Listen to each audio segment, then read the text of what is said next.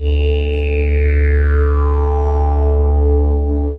there's the copyright law that was created before the digital revolution, and now there's the current situation of how things have changed due to the digital revolution. And so there's some disparity happening that is now a source of public debate. Paramount doesn't want their stuff taken, make a lock for that. We want our stuff taken. Allow me to give that away. But let's make tools that work for the people that want them to work in the way that they want. Those two should function together.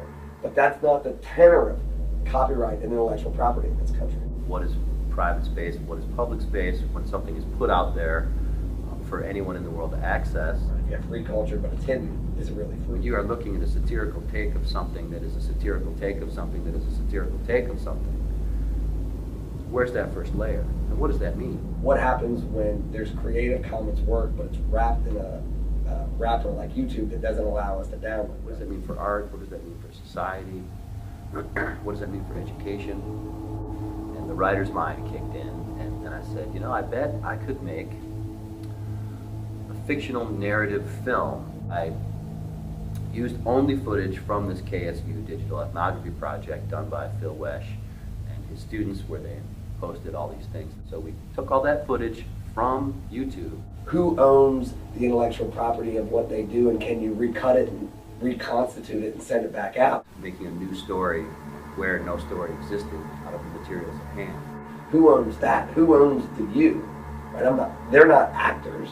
They're just people doing diaries. All I need to do is take it and remix it to my own end. Once you enter the public sphere, are you just fair game? I had no idea what the subject, the plot line, the story was. And that means every time you walk out, every time when you put this video up, pull it out of context and make something completely other. Make something that has no relation whatsoever to the original intent of the subject matter. I now no longer have control over the me that is on this video. We made sure that we protected everybody and said, this is not real. But we didn't have to. This is how remixers, remix writers, remix filmmakers, remix musicians, this is how they operate. They take things out of the context that they originally came in and try to put new meanings to them. Right? People are just going to recut things and send them out. And depending on who's the most popular, that will be the narrative that becomes the truth.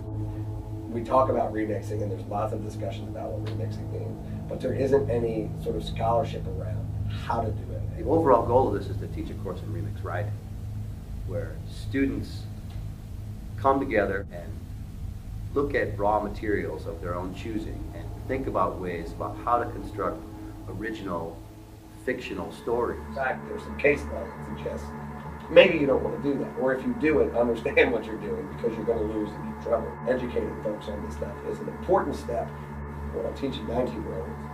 You have to teach them rules first and then allow them to make informed decisions about what they want to do.